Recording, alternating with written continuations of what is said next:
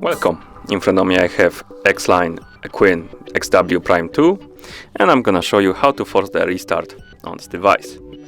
To force the restart on this device, simply press and hold the side button until the watch turns off.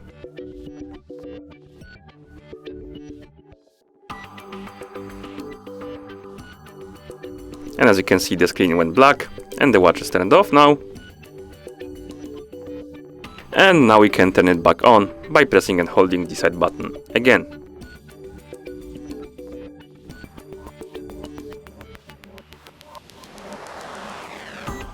Like this.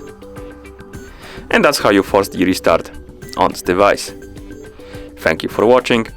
If you found this video helpful, please consider subscribing to our channel and leaving the like on the video.